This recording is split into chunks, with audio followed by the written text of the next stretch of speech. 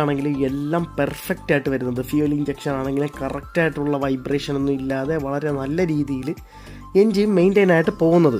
Thermostatic വാൽവിൻ്റെ കാര്യമാണ് ഞാൻ പറയുന്നത്.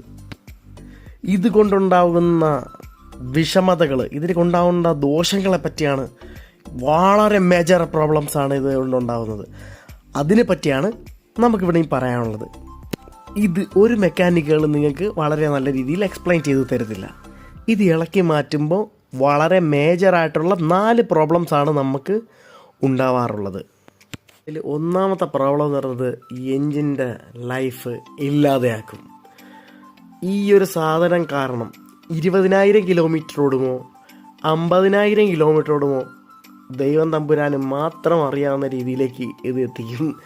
കാരണം ഈ ഒരു സാധനം ഇളക്കി കളയുമ്പോൾ എൻജിൻ്റെ ലൈഫ് വളരെയധികം കുറയും.